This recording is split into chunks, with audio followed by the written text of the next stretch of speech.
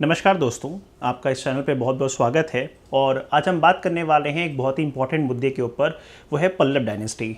Pallav dynasty का map आपके सामने है और आप जानते हो कि पल्लवों ने जो शासन किया है वो कहाँ से किया है। पल्लवों ने जो शासन किया है वो तमिलनाडु पे शासन किया है और तमिलनाडु में उनका जो केंद्र रहा है वो कांचीपुरम रहा है। समझ में आ रहा है? कांचीपुरम, पुरम का मतलब होता है शहर, नगर। तो कांचीपुरम को केंद्र बनाकर पल्लव शासकों ने शासन किया है। हम उन्हीं पल्लव शासकों के बारे में थोड़ी सी चर्चा करेंगे और आपको बहुत अच्छे से जानकारी देंगे। जैसे अगर पल्लव शासकों की बात करोगे तो आप जानते हो कि जो पल्लवों के बारे में पहली बार इंफॉर्मेशन मिलती है, जो पल्लव रूलर्स हैं, इन पल्लव रूलर्स के बारे में जो पहली बार हमें जानकारी मिलती है वो गुप्त काल में मिलती है। बात समझ में आ रही है कि नहीं आ रही है कि भाई पल्लव शासक तमिलनाडु के क्षेत्र पर शासन करते थे, इस बात की पहली बार जानकारी हमें गुप्त काल में मिलती है। आप जानते होंगे कि गुप्त काल के एक महान सम्राट थे जिनका नाम था समुद्रगुप्त। क्या नाम था? समुद्रगुप्त।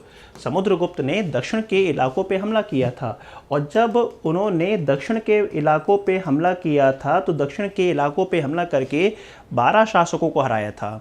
और जिन 12 शासकों को हराया था उनमें से पल्लव शासक भी थे जिनका नाम क्या था? जिनका नाम था विष्णुगुप्त, जिसके ऊपर कई बार एग्जामिनर ने क्वेश्चन पूछा है विष्णुगुप्त को लेकर। तो विष्णुगुप्त जो थे, विष्णुगुप्त ये शासक थे और इन्हीं का नाम पहली बार हमको समुद्रगुप्त के एक अभिलेख में मिलता है जिसका नाम है प्रयाग प्रशस्ति अभिलेख। इसका मतलब जो पल्लव शासक हैं उनका अस्तित्व गुप्त काल से है, जिसका प्राचीनतम साक्ष्य हमें समुद्रगुप्त के प्रयाग प्रशस्ति अभिलेख में मिलता है। लेकिन सही से हम पल्लवों के बारे में जो पढ़ते हैं, वो पढ़ते हैं 6वीं शताब्दी से। 6वीं शताब्दी की बात करोगे, 6th सेंचुरी में बात करोगे तो 6th सेंचुरी में एक शासक मिलेंगे जिनका नाम है विष्णुगुप्त। इनका नाम है, याद रखिएगा, सिंह विष्णु। प्लीज़ याद रखिएगा कि उनका नाम क्या है? सिंह विष्णु। सिंह विष्णु पे लगातार क्वेश्चन आते रहते हैं। बच्चे पहचान ही नहीं पाते हैं कि सिंह विष्णु कौन है। अरे सिंह विष्णु कोई और नहीं बल्कि पल्लव वंश के शासक हैं। ये पल्लव डायनेस्टी के रूलर हैं सिंह विष्णु, जो कि महेंद्र वर्मन प्रथम से पहले थे। तो सिंह विष्णु थे। अब सिंह विष्णु के बाद तुम देखोगे तो सिंह विष्णु के बाद गद्दी पर बैठते हैं कौन है? सिंह विष्णु के बाद गद्दी पर बैठेंगे महेंद्र वर्मन फर्स्ट। कौन गद्दी पर बैठेंगे? महेंद्र वर्मन फर्स्ट गद्दी पर बैठेंगे। महेंद्र वर्मन फर्स्ट के बाद इनका बेटा गद्दी पर बैठा था। इनका नाम क्या था? नर सिंह वर्मन प्रथम। क्या नाम है? नर सिंह वर्मन प्रथम। तो याद रखिएगा कि इस लेगेसी में आगे कौन बढ़ेगा? तो पहले होंगे आपके सिंह विष्णु। सिंह विष्णु के मरने के बाद में गद्दी पे कौन बैठेंगे? महेंद्र वर्मन फर्स्ट। आपको पता होगा ये वही महेंद्र वर्मन फर्स्ट हैं जो पल्लव, जो कि चालुक्य शासक, आपको पता है ना, जो वतापी, जिसे बदामी भी कहते हैं। वतापी बोलोगे तो भी सही है, बदामी बोलोगे तो भी सही है, क्योंकि वतापी को ही बदामी कहते हैं, जो कर्नाटका में पड़ता है। और देखोगे कि उस वतापी और बदामी के ऊपर चालुक्य वंश के शासन था, इसीलिए कहते हैं कि वतापी के चालुक्य या बदामी के चालुक्य। और ये वतापी पड़ता कहाँ है? कर्नाटक में। शासक का नाम क्या है? पुलकेशिन सेकंड। तो पुलकेशिन सेकंड जो कि वतापी रूलर था, उन्होंने महेंद्र वर्मन फर्स्ट को हरा दिया था। लेकिन आगे जाके महेंद्र वर्मन फर्स्ट के बेटे नरसिंह वर्मन, जो कि एक साम्राज्यवादी शासक थे, उन्होंने पुलकेशिन सेकंड को न केवल उनको हराया बल्कि पुलकेशिन सेकंड को मार भी दिया था। तो आप देखो, याद रखना कि सिंह विष्णु के बाद में महेंद्र वर्मन फर्स्ट हैं जो डिफीट होते हैं, लेकिन उनके बेटे नरसिंह वर्मन फर्स्ट ने आगे जाके पुलकेशिन सेकंड को हरा दिया था। फिर नरसिंह वर्मन के मरने के बाद में गद्दी पर, नरसिंह वर्मन प्रथम के मरने के बाद में गद्दी पर बैठते हैं, याद रखिएगा, परम महेश्वर वर्मन। कौन गद्दी पर बैठेंगे? परम महेश्वर वर्मन गद्दी पर बैठेंगे। हो सकता है कभी कभी शासकों को क्रम से लगाने को आ जाए, तो आप याद रखिएगा सिंह विष्णु के बाद महेंद्र वर्मन फर्स्ट, महेंद्र वर्मन फर्स्ट के बाद में नरसिंह वर्मन फर्स्ट और नरसिंह वर्मन प्रथम के बाद में परम महेश्वर वर्मन गद्दी पर बैठे थे। और परम महेश्वर वर्मन के बाद गद्दी पर बैठेंगे, ध्यान से पढ़ेगा भी, कुछ आपको और भी इंटरेस्टिंग बात बताऊंगा, नरसिंह वर्मन। कौन बैठेंगे? नरसिंह वर्मन। लेकिन ये नरसिंह वर्मन फर्स्ट नहीं होंगे, क्योंकि ऑलरेडी एक नरसिंह हो चुके हैं। तो नरसिंह वर्मन एक हो चुके हैं, इसीलिए इतिहासकारों ने इनके नाम के साथ में क्या लिखा है? नरसिंह वर्मन 2। वो पहले वाले थे, दूसरे वाले हैं। समझ में आया कि नहीं आया? और आगे जाके नरसिंह वर्मन फर्स्ट के 2 के बाद में गद्दी पर बैठेंगे, याद रखिएगा, नंदीवर्धन। कौन बैठेंगे? नंदीवर्धन। और नंदीवर्धन के बाद में जो पल्लव काल है बेहद कमज़ोर हो जाएगा और इस वंश के जो अंतिम शासक आएंगे उनका नाम क्या होगा? अपराजित। ये केवल नाम का है अपराजित, बाकी ये पराजित हो गया था। चोल वंश के शासक आदित्य प्रथम ने इनको मार दिया था और इनको मारने के बाद में पल्लव वंश का समापन किया। तो आप देखोगे कि जब भी आप पाल शासकों को पढ़ोगे तो पाल शासकों में शुरुआत विष्णुगुप्त से होती है, लेकिन सही मायने में इसको पढ़ा जाता है सिंह विष्णु से। सिंह विष्णु, उसके बाद महेंद्र वर्मन फर्स्ट, जिन्होंने सीमाओं का विस्तार करने की कोशिश की, लेकिन पुलकेशिन सेकंड के हाथों उनकी बुरी हार हुई। इनका बदला लिया नरसिंह वर्मन प्रथम ने, जो एक साम्राज्यवादी शासक था, इम्पीरियलिस्टिक रूलर था। उसने पुलकेशिन सेकंड को न केवल हराया बल्कि उसको मार दिया, उनके बहुत बड़े इलाके पे कब्जा कर लिया। इसके बाद गति पर बैठेंगे परम महेश्वर वर्मन वन। परम महेश्वर वर्मन वन के बाद में गति पर बैठेंगे नरसिंह वर्मन टू। नरसिंह वर्मन टू के बाद में गति पर बैठेंगे नंदीवर्धन, और नंदीवर्धन के बाद गति पर बैठेंगे अपराजित, जिसको आगे जाके उन्हीं के एक सामंत आदित्य प्रथम ने मार के पल्लव वंश को ख़त्म कर दिया था। ठीक, अब आपको ये समझ में आ गया है कि जो महेंद्र वर्मन फर्स्ट हैं, ये महेंद्र वर्मन फर्स्ट क्या है? कमज़ोर शासक हैं। समझ में आ रहा है कि नहीं आ रहा है? और जबकि नरसिंह वर्मन प्रथम क्या हैं? ये एक साम्राज्यवादी शासक हैं, इम्पीरियलिस्टिक रूलर हैं। इम्पीरियलिस्टिक रूलर हैं, साम्राज्यवादी शासक हैं। आसान भाषा में अपनी सीमाओं का ज़्यादा से ज़्यादा विस्तार करना चाहते हैं। बात समझ में आ रहा है कि नहीं आ रहा है?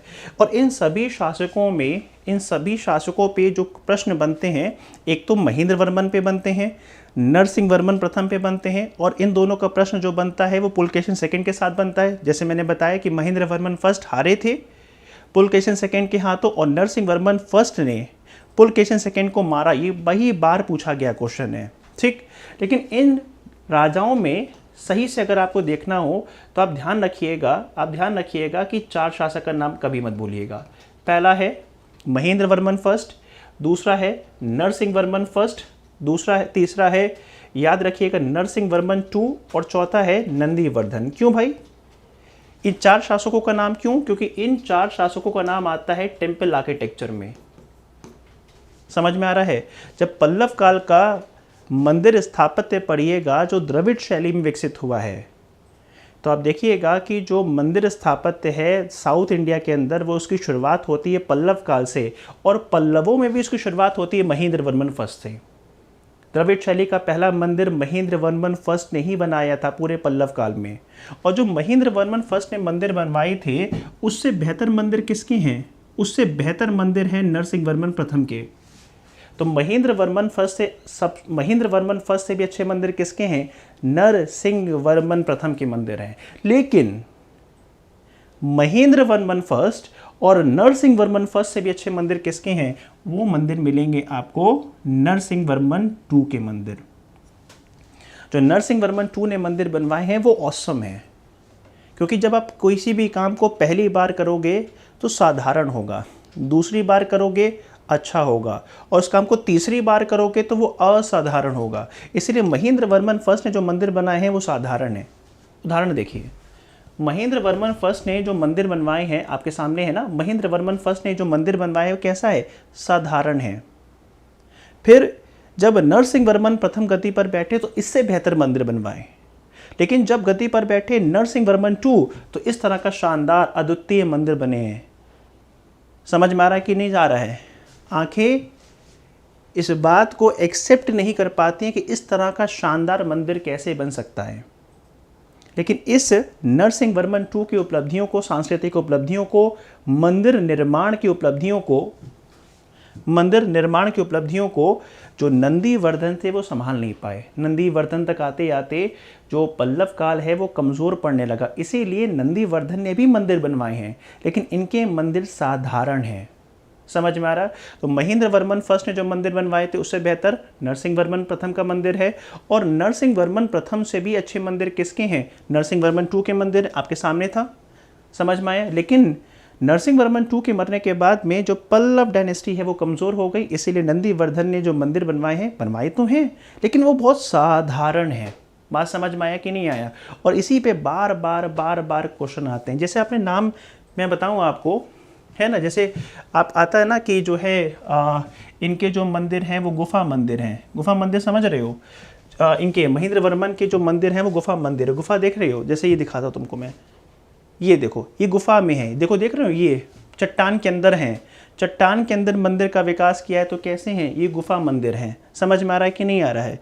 इसके बाद अब आगे जाके देखोगे नरसिंह वर्मन प्रथम को, तो नरसिंह वर्मन प्रथम ने जो मंदिर बनवाए थे वो पहाड़ों से थोड़ा सा अलग, पहाड़ों के भीतर नहीं बनवाए, चट्टान को काटा और चट्टान को काट के चट्टान से अलग होके एक मंदिर बनवाया। समझ में आया। लेकिन जब नरसिंह वर्मन 2 के मंदिर में जाओगे तो आपको औसम मंदिर मिलेंगे, शानदार मंदिर मिलेंगे। समझ में आ रहा है कि नहीं आ रहा है, ये बात ध्यान रखिएगा। जैसे आपने सुना है कि जो नरसिंह वर्मन प्रथम के मंदिर है इसको बोलते हैं सप्त पगोडा।